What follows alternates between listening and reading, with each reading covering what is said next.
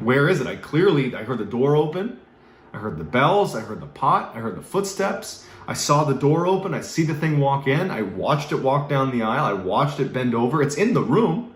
Where is it? And this is night one. There's 2 more nights of this, and it gets worse.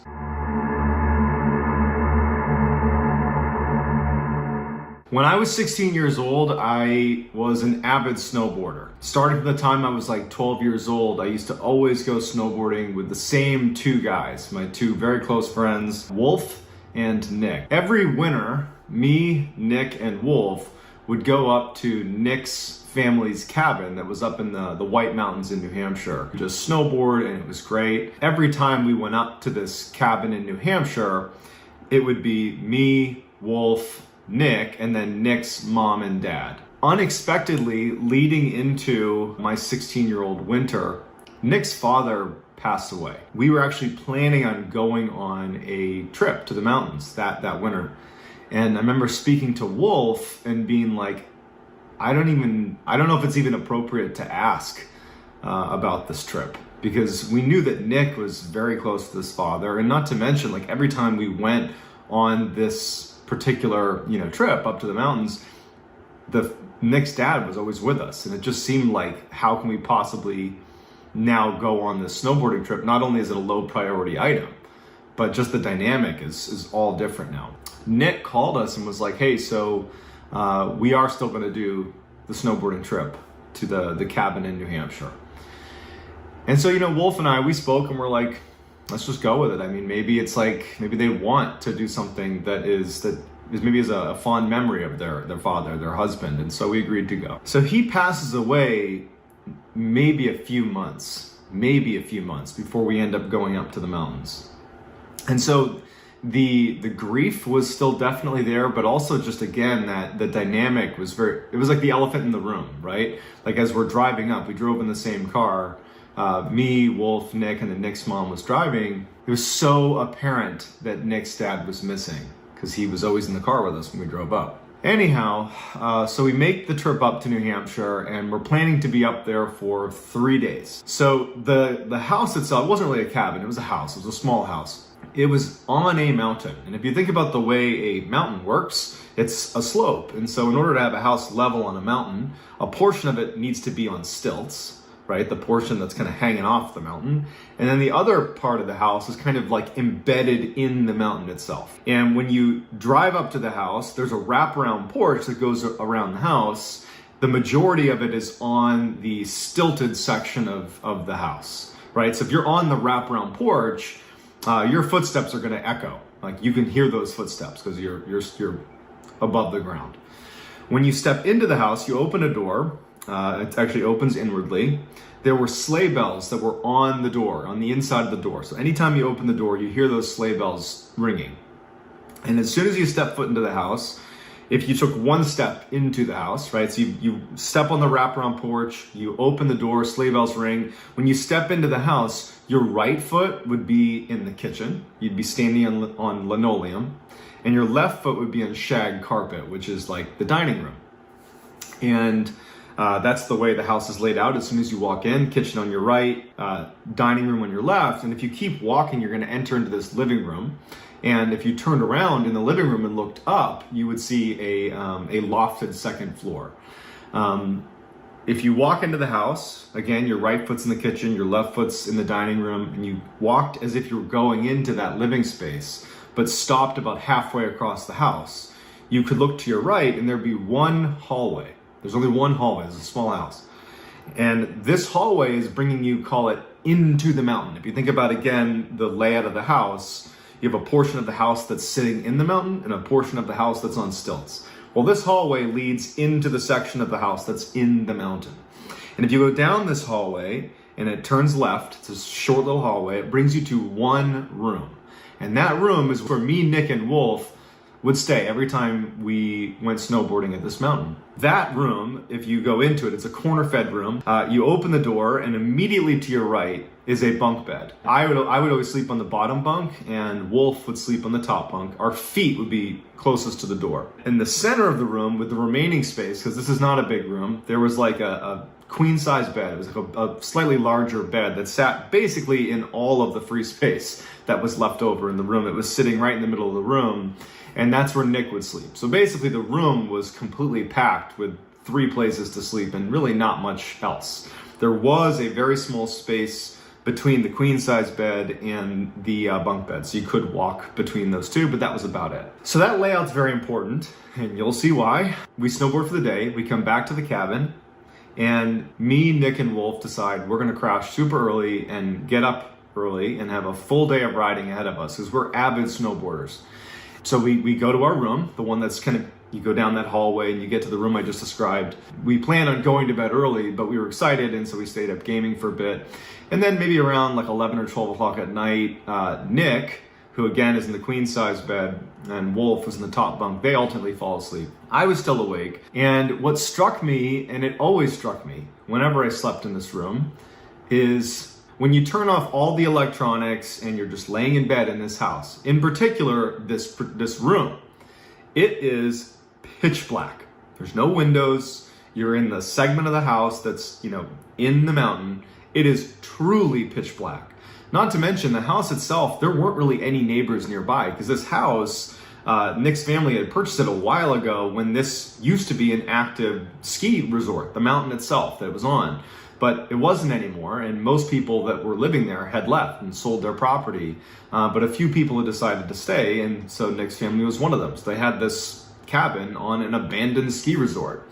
There was virtually no streetlights, there's virtually no neighbors, and so at night, when you're laying in this room, like I was this night, you're really struck by just how dark and quiet it is. I mean, basically no white noise, silence and pitch black. And so I'm laying there, and one other detail that needs to be brought up before we get into what actually happens. So Nick had 2 much older brothers. They were in their 30s, and we're 16 years old. And we were expecting one of them, we didn't know which, to swing by the house at some point over the next few days. That's what Nick's mom had said. Nick had kind of reiterated it. And I think that Wolf and I understood that, now that Nick's father was gone, that they were just kind of trying to find a way to fill the void that was left from the father passing. And so we were expecting over the course of that weekend for someone, one of the 2 brothers, to come to this house and stay with us for a night or whatever it was. I had never met either of these 2 brothers. I knew they existed, but I had never met them before. But somewhere in the back of my mind, I know that probably one of them is going to show up at some point, maybe tonight, maybe tomorrow, whenever it is. Man, it's giving me goosebumps just thinking about this. So that night, as I'm laying in bed, I'm thinking about how dark and quiet it is. I remember the only light in the room was the digital clock, the little red digital clock, and it was like a beacon in the light, and that doesn't emit much light, but when it's pure darkness, it does. And I just could not fall asleep. I remember I got to a place where I started counting how many hours of sleep I might get if I fell asleep right then and there, which is never a good sign. That means you're not close to sleeping. If you're like, okay, if I fell asleep now, I'll get 3 hours and 22 minutes of sleep, right? Like that's where I was at mentally. At some point, I think it was around 3 a.m, I remember looking at the clock and thinking, wow, it's gotten so late and I'm still awake. I hear footsteps on the wraparound porch. In a situation where, as I'm telling it, you're gonna think, how did you not raise, a red flag immediately? In real time, in real life, your brain goes to great measures to convince you that everything is okay. It really takes an enormous amount of anomalies to stack up for your brain to say something's wrong. And so that's what happened in this first night.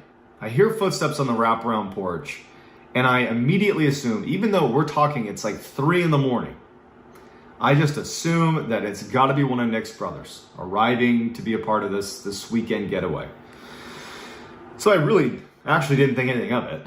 I actually just thought, well, when he comes in the house, if he happens to come in here to check on us, I'll just pretend to be asleep in case, he were to see that I was awake. I don't want to have a conversation with him. Number one, it's 3 a.m. Number two, I don't know the guy. I'm just going to pretend to be asleep. So that's all I'm thinking about. Not worried, not scared, not anything. Footsteps on the wraparound porch. And then the door opens, and I can hear the sleigh bells that are on the door itself. I can hear those chime as the door opens. Again, no part of me is concerned about this. I'm thinking it's a little bit weird that they're arriving at 3 a.m, but we knew that his brothers had these weird work schedules where they might show up in the middle of the night. So it was just, it was whatever it was. Sleigh bells ring, and then I hear what sounds like a pot, like a kitchen pot, fall and hit the linoleum floor in the kitchen. And I remember just the sound stood out to me. It just seemed like this person's kind of making a bit of a commotion in the middle of the night here. And the door didn't shut. And I noticed that. I figured they were maybe bringing their stuff in, right? They're offloading some stuff. And they're leaving the door open. Oh, this is... Just thinking about this, it's really making me feel uncomfortable.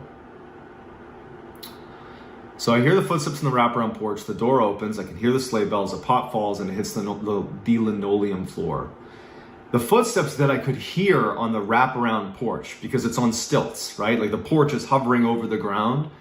You can hear those footsteps. Well, when these footsteps continued into the house, where you're on a concrete slab and there should be no sound, like I shouldn't hear echoing footsteps.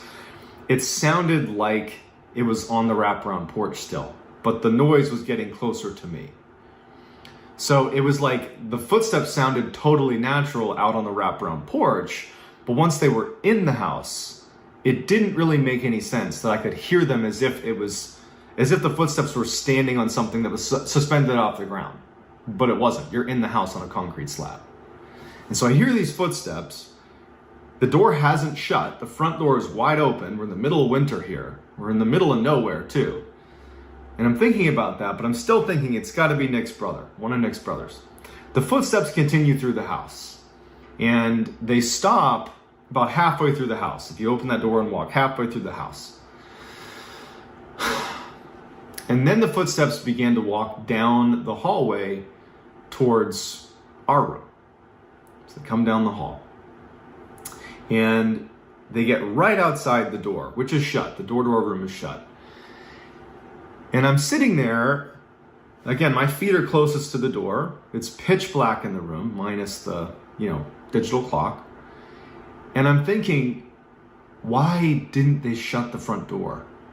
Of all the weird things that have happened, the fact that I'm hearing footsteps as if they're on the wraparound porch, but they're getting louder and moving through the house, the thing that really just made the hair on the back of my neck stand up was, why didn't they shut the front door? That just seems like such a bad idea. There's animals out there. There's a host of things out there. Like, why aren't you shut? And not to mention, it's freezing outside. There's a space between the bunk bed, the bottom bunk that I'm on, and the top bunk. There's a space that I can see clear as day. Whoever walks in the room, I'm gonna see them when they walk past the foot of the bed. But because of the top bunk, my view is actually obscured, and I wouldn't be able to make out someone's face, for example. I could really only see their middle section. And so when the door opens and this shadow figure walks into the room, which, by the way, I'm in a pitch black room, and I clearly make out a black silhouette. This thing walks into the room, and it's obscured, so I wouldn't have been able to see its head or upper body anyways, but its hips are so high that I can't even really see those. Those are at the level that I would expect someone's upper body or head to be at, meaning this figure that's walked in, its legs are extremely long, and so if it was proportionally the size of a human, you're talking about maybe a 10-foot tall person, but we're in a space that is not a 10-foot high ceiling. And so this thing walks in, and as soon as I see it, and I make out that black silhouette, even though it's pitch black in the room, I clearly see this silhouette that is unnaturally tall, combined with all the things that I've just thought about, mainly the door's still open. They've made kind of a commotion. I can hear these weird footsteps. I instantly was frozen with terror. Frozen, petrified. I Well, one, I'm like, it's not Nick's brother. And even if we're not talking about paranormal here, this is such a bad situation. Even if that's just some dude who's come into the house, that's a really bad situation. So no matter what, this is a really bad situation, but what I'm looking at doesn't make sense. It's an unnaturally tall person. They've left the door open and I hear their footsteps all over the house, and it walks in past the foot of the bed. And I'm laying there and I can't see higher than its waist because it's obscured by the top bunk. And this thing makes this like facing movement, like a military facing movement, and begins to walk down the aisle between the queen size bed in the middle of the room and the bunk bed where I am. And it's walking down right next to me, and I'm literally sitting there unable to move. And I remember thinking, I can't do anything. I'm truly frozen with terror. And all I remember thinking is, whatever happens, just don't bend down and look at me. That will ruin my life. If this thing so much as looks at me, that's it, I'm done. So it walks down the aisle, and it's right next to me. I'm literally frozen. And it does another quick movement, but it's facing away from me now. Facing towards Nick in the center of the room. And it bows onto and then down through Nick's bed and disappears. In a movie, as soon as the ghost disappears into the floor, whoever's hiding would make a run for it. In real life, there's no such thing as ghosts. There's no such thing as people disappearing into the ground. So I'm expecting this thing to just get back up again. I couldn't understand that it was, what did it disappear into the bed? That's not possible. Where is it? I heard the door open. I heard the bells. I heard the pot. I heard the footsteps. I saw the door open. I see the thing walk in. I watched it walk down the aisle. I watched it bend over. It's in the room. Where is it? And for hours, all night, I laid there absolutely petrified, expecting this thing to come back up and just look at me. That was my biggest fear, is whatever this thing was, I did not want it to look at me. So that was the worst. I'm laying there frozen. I can only move my eyes all night. Finally, I hear Nick's mom out in the living room making coffee. This was probably like 5, 6 in the morning. And it was like the first time that I'm like, okay, I'm safe now. Even if it's in the room, I'm safe to just go because I can hear someone out there. And I could hear her speaking. I knew it was her. And so I go right out there. And now you got to understand that even though this was a horrible situation that I still can't really explain, I know that she has just lost her husband. And so the idea of approaching this subject, which effectively is going to turn into ghosts, right? I've never had a paranormal experience before this. I've never had a paranormal experience since, right? Like I'm more or less a skeptic, and I'm going to go out there and I'm going to start talking about ghosts to the woman who's recently bereaved. It just felt really inappropriate. And so I was really struggling with how I wanted to communicate what happened. And so I went to the table, she got me a cup of coffee, and and we know each other well, she knows me well. And she definitely picked up that something was wrong, but didn't really ask anything yet. She was just kind of puzzling, like kind of sizing me up a little bit. And the only thing I could think to do was to just ask, hey, did either of your two sons, Nick's older two brothers, did they stop by at any point last night? Did they stop by? And she's like, no. And I'm sitting there like, okay. And I'm just like, I must have had a reaction that was obvious to her. And she just goes, I heard my husband here last night too. And, that made it a lot worse. Because on the one hand, you have a situation where she is confirming something that part of me hopes is a bad dream. Number two, she's now saying it's her husband.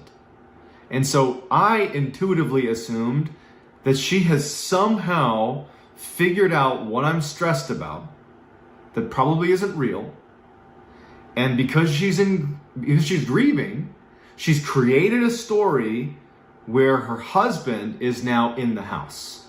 looking over us. I really believed that she didn't hear anything, that she just somehow understood that I had this weird feeling and she'd turned it into oh, my husband's in the house. And I just couldn't ask any more questions at that point. I felt like I had set her up for this awkward exchange. I felt really bad that that was the discussion we were having. I also thought if that's true, I don't want to have this conversation. I really was just dumbfounded on what to do in this situation. And this is night 1. There's 2 more nights of this, and it gets worse. So Nick and Wolf eventually come out of the bedroom and they come to the dining room. And the same way I felt reserved talking to Nick's mom about what happened, I had the same feelings about Nick because it was his father. And I also just felt like that would be inappropriate. But Wolf, he's not a family member and he's my buddy. And I kind of pulled him aside and I kind of told him what was going on as best as I could. But I kept it kind of generic. I was like, I could have sworn I heard someone in the house last night. I could have sworn. And he's like, yeah, you're probably dreaming, that's what this is. And I was like, no, I wasn't, but I can't make sense of it. And I was like, can you just do me a favor? And at this point, Nick actually overheard the conversation, and I very much cut ties with what I was talking about. I was like, yeah, I just thought I heard something last night. It's just me freaking myself out. And I was like, can you guys tonight, when we get back from snowboarding, can I fall asleep ahead of you? That way I'm asleep, you guys can just fall asleep after I do, and then I'll sleep through the night, no big deal. And they're like, all right, yeah, weirdo, whatever. So I'm like, all right, my big plan is I'm just gonna go to bed really, really early. Because I didn't sleep the night before, so I'm thinking, I'll fall asleep right away. So we go out, we snowboard for the day, my mind is off of what happened, and frankly, I'm starting to convince myself that had to have been, sleep paralysis. Even though I'd never had that before, I was Googling some stuff, maybe it was sleep paralysis, maybe it was just a really intense dream. I would just there has to be something. This is too weird, it has to be something explainable. Turns out it wasn't. We get back from snowboarding, and I am immediately going to bed. Pretty much immediately. It was maybe 6 o'clock. I was like, I'm going to bed. And I get in bed, and all I'm thinking about is what happened the night before, and I can't fall asleep. Eventually, Nick and Wolf, they come in the room, and they're trying their best to stay awake so that I can fall asleep, but it's getting later and later, and I can't fall asleep. And now I'm back to that, okay, if I fall asleep now, I get 6 hours of sleep. And they finally just said, hey man, I'm tired, I'm going to bed. So they both fall asleep, and I'm awake. And I was so upset with myself. You screwed yourself. Why didn't you just fall asleep, you dummy? And I remember the only thing that I did that really made this real, looking back at it, is I put a knife, a kitchen knife or something, in the springs above me. So I'm in the bottom bunk, basically right under the top bunk. I put a knife in there. And I'm laying in bed, and I'm constantly looking over at the digital clock. And it was probably around 3 a.m. It was late enough that it was okay, this is about the time that happened last night. And my heart just sunk when I heard those footsteps on the wraparound porch again. They sounded the same as they did the night before. I was like, that has to be one of Nick's brothers. But the door opens, I hear the sleigh bells, I hear the frickin' pot fall on the ground. It was like deja vu. The exact same thing is happening. And these footsteps start walking through the house. And again, referencing how movies would portray this, the person who's me in the movie is like, okay, I'm gonna get this knife and I'm gonna position myself over here because I know what's gonna happen and I'm gonna protect myself.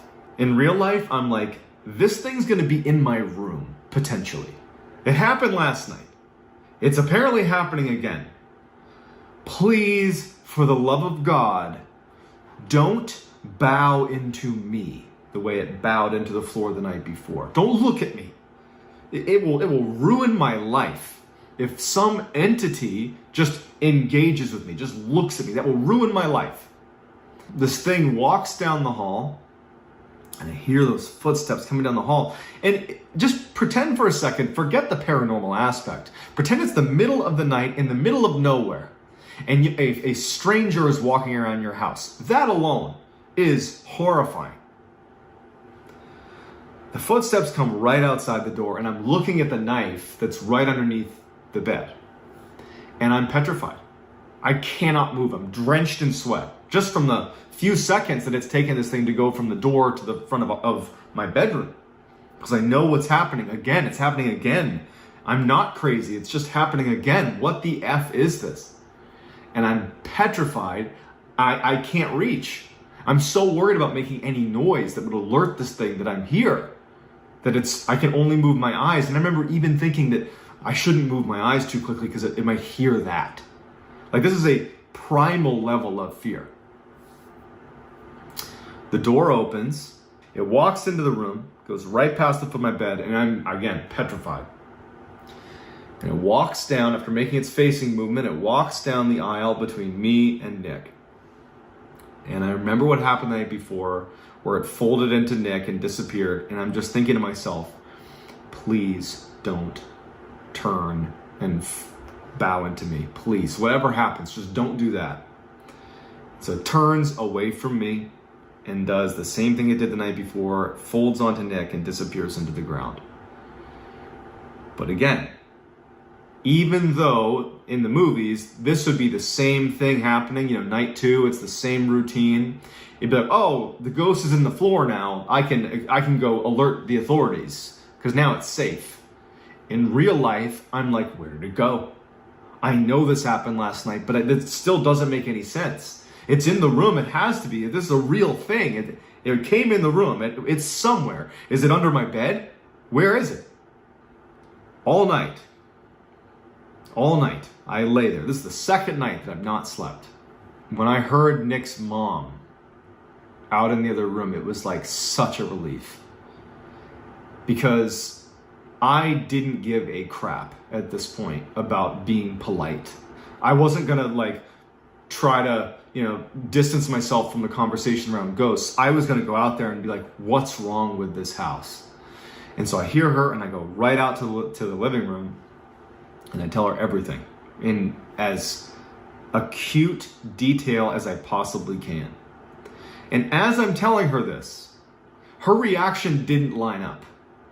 Her reaction was not surprise, terror, confusion. It was empathy. She felt bad for me. It was sympathy. You don't understand. I'm listening, but you just don't understand what's happening. And I'm telling her every detail I can possibly muster. And at the end of it, or towards the end, she just kind of stops me. She's like, John, I told you yesterday, and again, I heard it last night. That's just my husband. I heard him last night too. You got nothing to worry about. And I was like, no. That cannot be. That cannot be what it is. And she was like, I heard him open the door. I heard the pot fall. I heard him walk through the house. I'm assuming he went into Nick's room again with you guys. And I'm like, what is happening?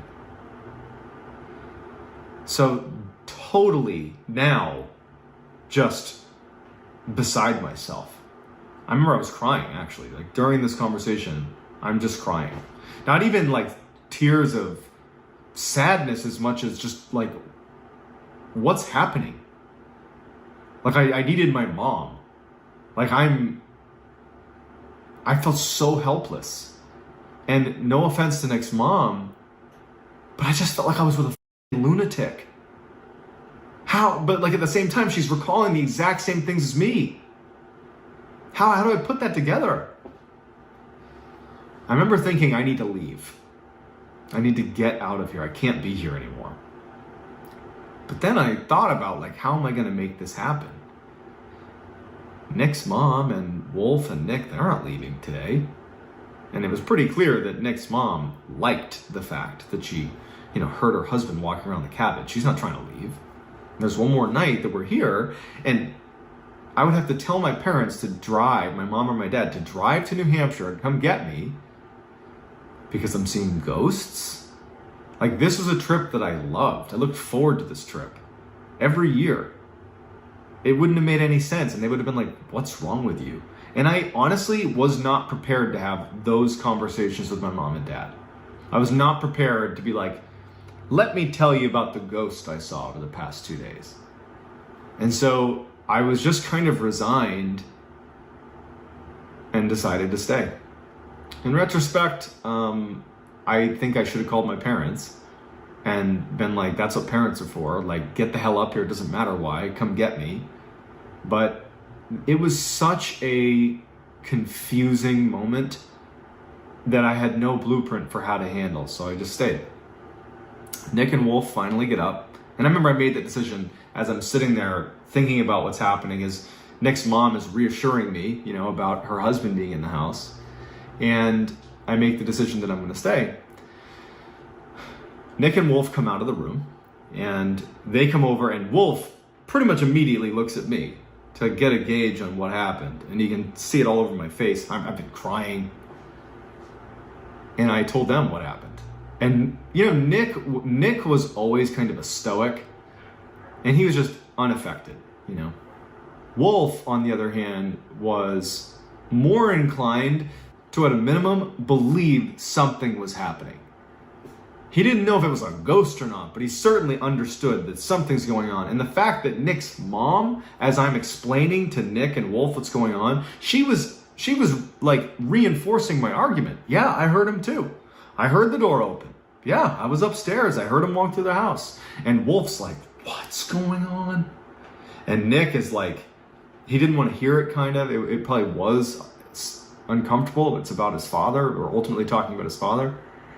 Before we went out snowboarding for the day, because Nick's mom would drive us and drop us off, she brought us to a local store, and we bought a coffee table because they've been looking to replace the one that was in their house. Basically, when you walk into the house, instead of turning down the hallway towards our room, if you just keep walking into the lofted area, at the foot of the stairs was a coffee table where they kept a landline phone, because you're in the middle of nowhere and you got to have some way to call, and they put it right at the foot of the stairs in this little coffee table.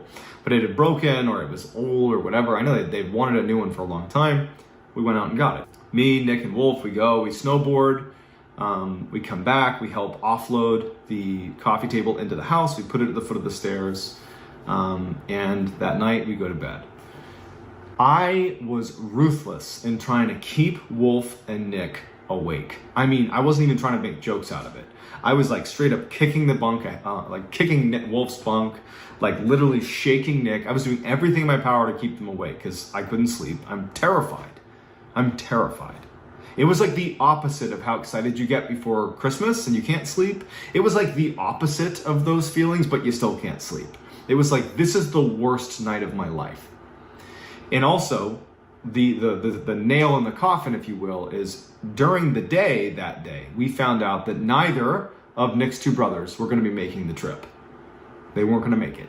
So no one's going to be at the house. No one should be at the house except for us. And so that night I'm laying there, and after all my attempts to keep Nick and Wolf awake, they fall asleep. Everyone's asleep. The house is pitch black. It's silent. And around 2, 3 in the morning, I'm getting goosebumps just thinking about it. I hear those footsteps on the wraparound porch. The door opens and I hear the sleigh bells ringing on the door. A pot falls on the ground and the footsteps walk into the house. And this is the third time that this has happened. So in a way, this was the first time that I was expecting something to happen. For it to walk down the hall, to come in the room, to come next to me, fold into Nick, and then that's it. This was the first time I had a little bit of, call it security, that something was going to happen, and I understood what was going to happen. I didn't understand it, but I expected something to happen. But this was not the case this night. It walked into the house. Everything was the same. It walked into the house, but instead of going down the hallway towards our room, it kept walking into the lofted area. And the lofted area, from where I was laying, my foot's at the door, my head's back here, the wall straight, if I like sat up in bed and looked straight, the wall right there led into the area where this thing was. So I'm basically, if there wasn't a wall, I'd be looking dead at this thing. And I'm waiting for it to walk through the wall. As crazy as that sounds, I'm just anticipating something coming through the wall. After a long pause of it being in that lofted area, I hear it go up the steps. Listening to the creak of the steps as it goes up the steps, it makes my skin crawl. It's making me like emotional thinking about how terrifying that was. It walks up the stairs, and now it's above me.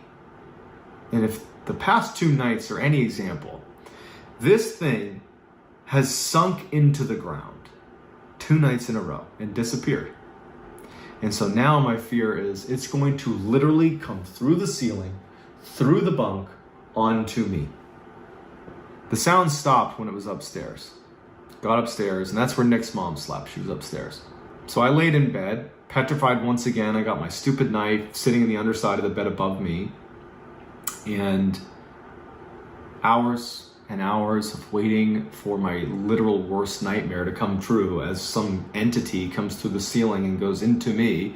Or even just if it was like onto Nick, if it came through the ceiling and if out of my peripheries I'm watching like this beast come through the ceiling and float down and into Nick. It just, all these thoughts in my head, they didn't make any sense. They were terrifying, but they were happening. I laid in bed and I couldn't fall asleep. I was now coming up on 3 days without sleep. So at some point that night, I did fall asleep, probably just out of sheer exhaustion.